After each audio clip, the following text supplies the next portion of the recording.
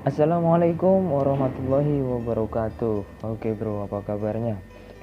Perkenalkan, saya Abidiana dari program studi pendidikan fisika Fakultas Keguruan dan Ilmu Pendidikan Universitas Muhammadiyah Purworejo. Di sini saya akan menyampaikan teori belajar konstruktivisme dan aplikasinya dalam proses pembelajaran. Tapi sebelumnya kita lihat dulu, ini ada sebuah gambar ya. Kita lihat, wow. Itu yang kita lihat di situ adalah apa itu? Ada gulungan kertas besar ya, itu yang pertama kali saya lihat itu ternyata. Nah, mari kita pelajari, kita ingat baik-baik nanti ya. Dalam gambar itu yang pertama kali saya lihat itu adalah sebuah banyak itu ya, gulungan-gulungan kertas itu ya. Nah, yang perlu kita catat dan kita ingat dari gambar itu adalah itu ada seorang banyak ding ya. Ada banyak orang yang sedang membangun sebuah rumah, di mana rumah itu sudah dikonsep sedemikian rupa oleh insinyurnya ya, oleh arsitekturnya. Seperti itu. Nah, itu yang perlu kita catat, bahwa di situ sedang membangun rumah yang telah didesain atau yang sudah ada konsepnya seperti itu. Itu saja yang kita lihat dari gambar itu ya. Kemudian ya kita mulai masuk ke materi ya, biar cepat, ini waktunya tidak banyak ya, karena kalau lihat video panjang-panjang juga males ya, saya juga males. Nah, ini teori belajar konstruktivistik. Apa itu sih teori belajar konstruktivisme? Teori yang memberikan keaktifan terhadap manusia untuk belajar menemukan sendiri kompetensi, pengetahuan, atau teknologi dan hal lain yang diperlukan guna membangun dirinya sendiri. Ya, teori yang memberikan keaktifan terhadap manusia. Jadi belajar konstruktivisme ini adalah suatu belajar yang intinya memberikan keaktifan. Kita memberikan rangsangan, atau kita menjadikan manusia atau siswa atau sasaran belajar pembelajaran kita itu aktif ya, untuk menemukan sendiri kompetensi, pengetahuan, atau pembelajaran yang disampaikan. Nah, itu intinya teori belajar konstruktivisme adalah teori yang memberikan keaktifan karena konstruksi sebuah pembangunan ya. Intinya membangun, membentuk agar siswa itu aktif. Nah, itu adalah teori konstruktivistik. Nah, kemudian ini ada beberapa tokoh teori belajar konstruktivistik ya. Yang pertama adalah biasa, yaitu ilmu pengetahuan dibangun dalam pikiran seorang anak dengan kegiatan asimilasi, campuran ya, dan akomodasi. Menurutnya, siswa mengkonstruksi pengetahuan dan informasi serta menekan seorang guru memberi sebuah dukungan bagi siswa untuk mengeksplorasi dan membimbing, ketimbang sebagai pengatur dan pembentuk pembelajaran siswa. Intinya di sini guru itu sebagai fasilitator atau sebagai pelengkap ya. Nah, intinya di sini siswa itu lebih aktif dalam mengkonstruksi sebuah pengetahuan, dalam membangun sebuah ilmu, dalam mencari, menuntut. Ilmu tidak salah ya, kenapa dituntut ya itulah. Nah, dalam mengkonstruksi sebuah pengetahuan dan informasi, sementara seorang guru hanya sebagai dukungan atau sebagai fasilitator. Apabila kemampuan siswa sudah mentok, ini di hidung saya ini sudah mentok, atau sudah membutuhkan dukungan dari guru, barulah fasilitator cari, itu jadi dimanfaatkan. Nah, kemudian dari Vygotsky, Seorang siswa mengkonstruksi pengetahuan melalui interaksi sosial dengan orang lain. Isi dari pengetahuan tersebut dipengaruhi oleh lingkungan dan kebiasaan mereka. Dengan seorang guru harus banyak menciptakan kesempatan bagi siswa untuk belajar dengan teman sebaya dan guru dalam mengonstruksi pengetahuan bersama. Ya, di sini intinya sama dengan yang tadi, bahwa di sini guru memberikan sebuah fasilitas atau memberikan kesempatan, memberikan opportunity bagi siswa untuk belajar. Artinya guru membentuk sebuah wadah, tentunya wadah yang pas ya, wadah yang tepat. Intinya seperti itu. Langsung saja karena pembahasan kita masih banyak teman-teman. Hal-hal yang perlu diperhatikan dalam pembelajaran konstruktivistik. Hal yang perlu diperhatikan yang pertama adalah mengutamakan pembelajaran yang bersifat nyata dalam konteks yang relevan. Maksud ya, mengutamakan pembelajaran yang bersifat nyata. Itulah. Kemudian mengutamakan proses. Proses di sini adalah proses pembelajaran, itulah yang diutamakan. Seperti tadi, ini apa sih? Semut. Seperti tadi itu di gambar yang tadi itu, gambar yang banyak orang yang sedang membangun itu tentunya yang diutamakan adalah sebuah proses. Meskipun nanti yang dinilai adalah hasil, tapi yang diutamakan adalah proses. Karena perbaikan itu bisa dilakukan optimal ketika masih dalam tahap proses. Ya intinya seperti itu. Kalau ya mudahnya saat kita membangun rumah itu tadi ya, ada banyak orang yang membangun rumah itu tadi, ketika ada kesalahan itu akan mudah diperbaiki ketika rumahnya belum jadi. Begitu juga dengan ilmu. Nah, seperti itu. Mengutamakan proses. Kemudian yang ketiga, menanamkan pembelajaran dalam konteks pengalaman sosial, menjadikan sebuah pengalaman. Karena hal yang dapat kita ingat atau hal yang mudah untuk kita ingat itu ketika sebuah atau sesuatu itu telah menjadi sebuah pengalaman yang berkesan, ya enggak? Pengalaman yang berkesan yang tak terlupakan itulah yang selalu terngiang-ngiang di dalam pikiran kita. Nah, maka jadikanlah suatu pembelajaran itu sesuatu yang berkesan, suatu pengalaman yang intinya berkesan. Kok intinya ya pengalaman yang berkesan seperti itu. Kemudian menanamkan pembelajaran dalam upaya mengkonstruksi pengalaman. Ini tipe teman-teman, mengkonstruksi pengalaman. Ya, kalau bilang konstruksi kok susah ya. Mengkonstruksi pengalaman. Takut kecelidut, mending pelan aja ya teman. Nah, jadi intinya hal yang perlu diperhatikan itu adalah prosesnya, itu yang utama. Prosesnya itu tadi, terus bersifat nyata, terus menjadikan sebuah pembelajaran sebagai kenangan atau sebagai pengalaman. Nah, kemudian yang selanjutnya, ciri-ciri teori belajar konstruktivistik. Ciri-cirinya yang pertama, memberi peluang kepada siswa untuk membina pengetahuan baru. Itu suara listrik. Aduh ya, nah, nggak tahu itu kenapa. Ya, saya ulang, memberi peluang kepada siswa untuk membina pengetahuan baru. Tuh, memberikan peluang. Nah, teori ini tuh memberi wadah bagi siswa. Kemudian menggalakkan ide yang timbul dari siswa untuk digunakan sebagai panduan merancang pengajaran. Sasaran utama kita adalah siswa, objek yang kita pilih itu adalah siswa, maka dari siswa itulah yang kita utamakan.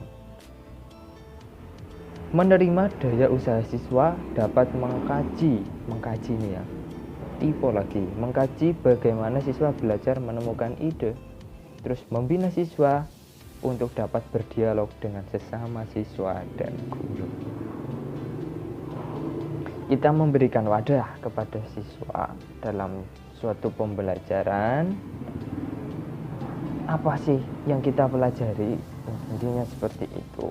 Terus dari siswa, respon siswa itu seperti apa sih? Respon siswa terhadap suatu pembelajaran itu seperti apa?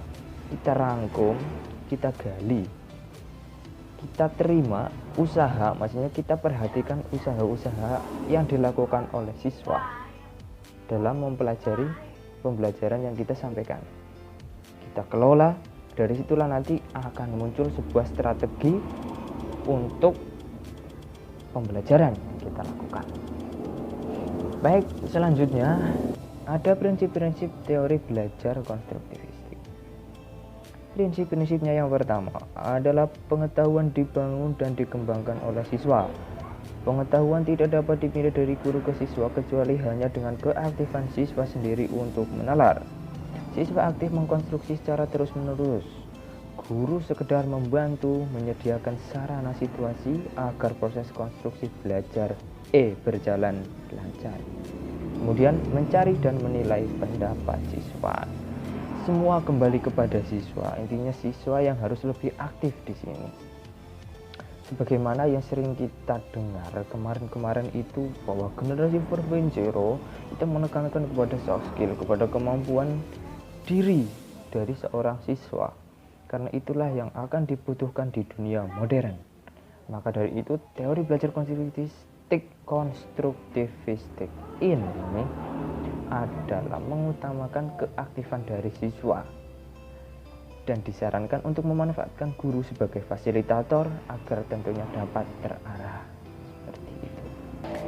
Baik teman-teman, lanjut ke tujuan teori belajar konstruktivistik. Tujuan atau goal dari teori ini yang pertama adalah adanya motivasi untuk siswa bahwa belajar adalah tanggung jawab siswa itu sendiri. Mengembangkan kemampuan siswa untuk mengajukan pertanyaan dan mencari pertanyaannya sendiri. Membantu siswa untuk mengembangkan pengertian dan pemahaman secara lengkap. Mengembangkan kemampuan siswa untuk menjadi pemikir yang mandiri. Intinya di sini tujuannya adalah menjadikan siswa itu dapat berpikir sendiri secara mandiri, sehingga pembelajaran yang disampaikan atau sebuah materi atau ilmu pengetahuan yang disampaikan itu dapat terserap dengan baik. Seperti itu. Itu tujuan dari teori belajar konstruktivistik. Kemudian yang selanjutnya, ada kelebihan dan kekurangan dari teori konstruktivistik. Yang pertama, kelebihan bisa adanya grup atau kelompok untuk saling berinteraksi. Kemudian pembelajaran terjadi lebih kepada ide-ide dari siswa itu sendiri.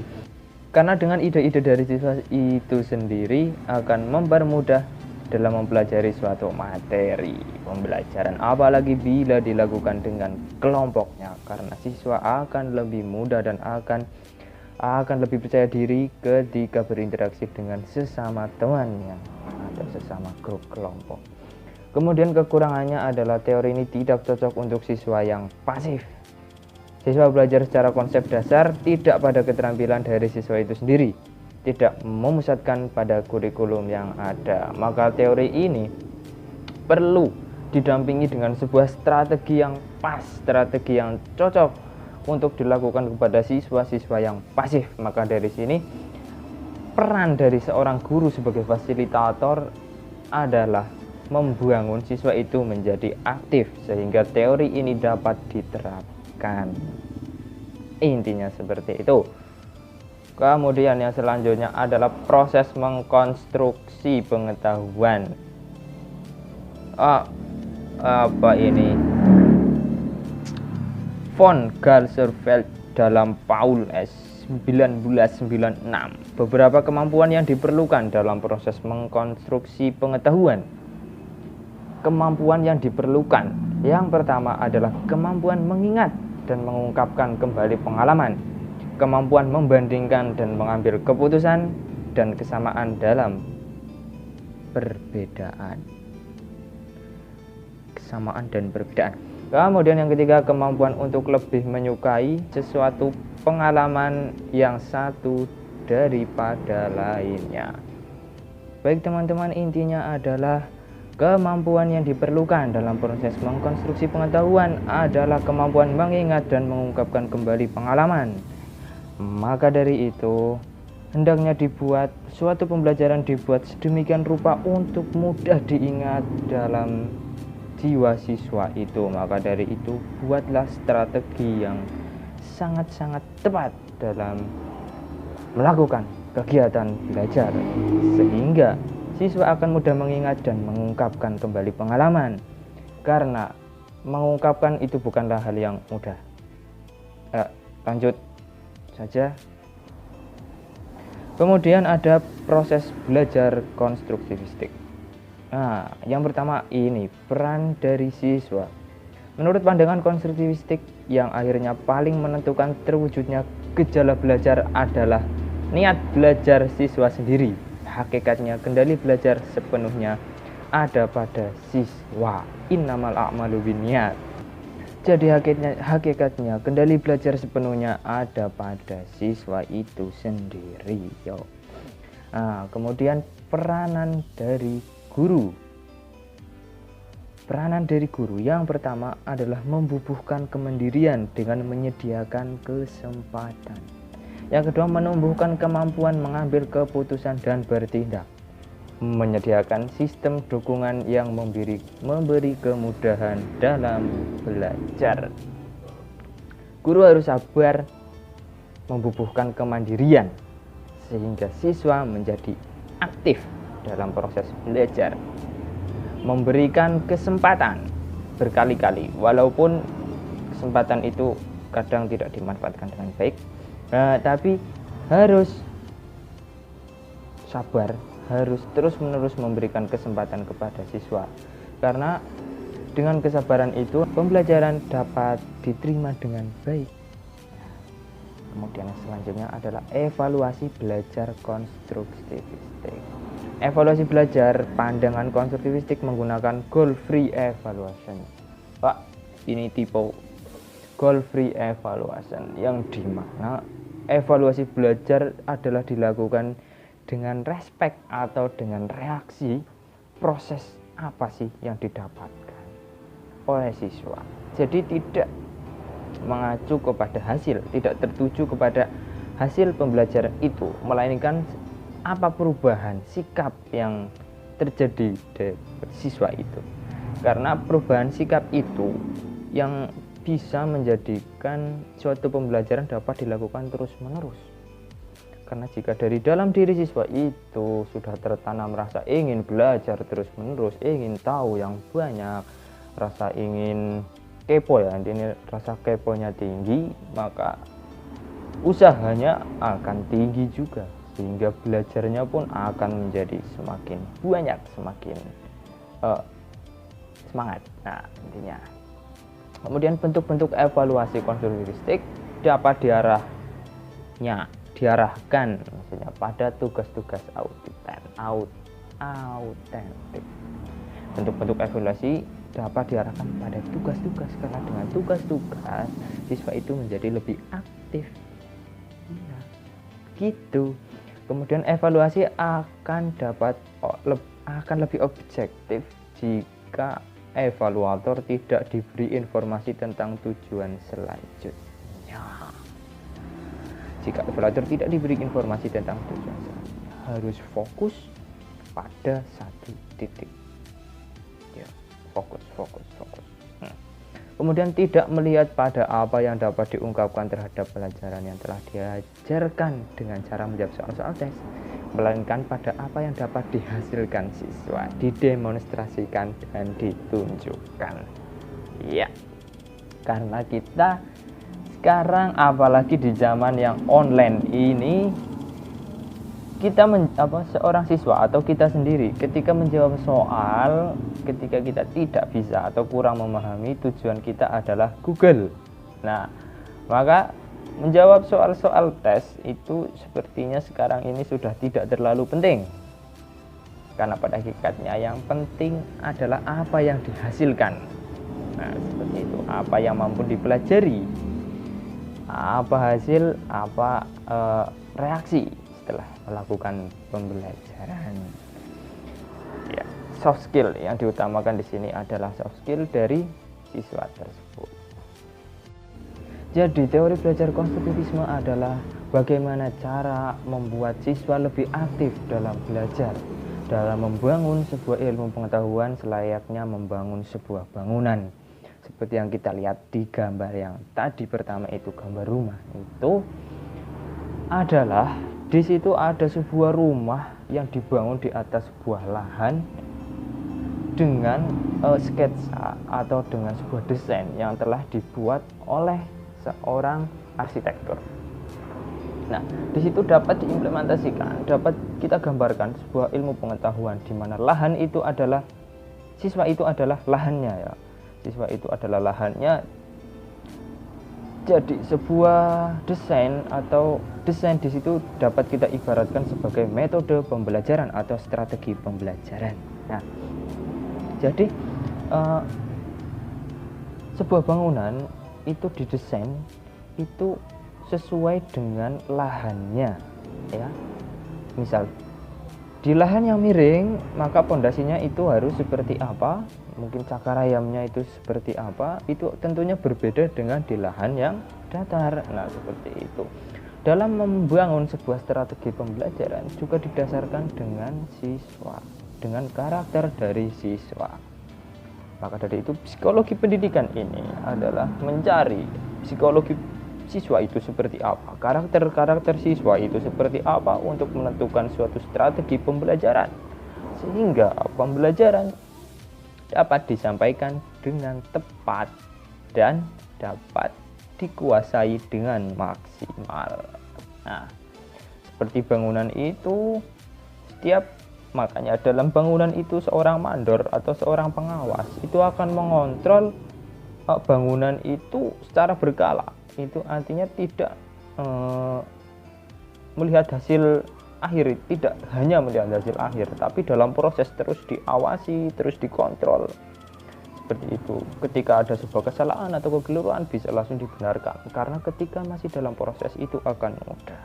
Dan dengan demikian suatu ilmu pelajaran dapat dikuasai dengan sebenar-benarnya, dengan sebaik mungkin.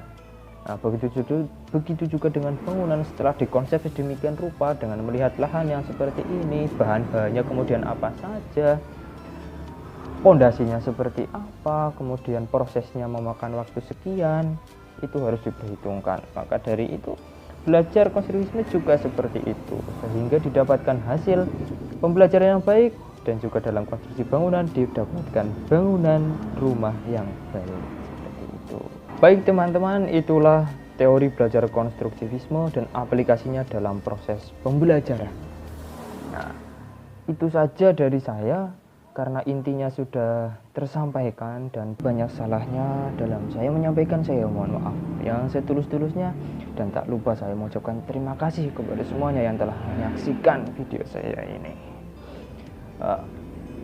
Mohon like dan komennya ya teman-teman untuk perbaikan kedepannya. Dan sekali lagi terima kasih. Saya akhiri. Assalamualaikum warahmatullahi wabarakatuh. Salam semangat belajar.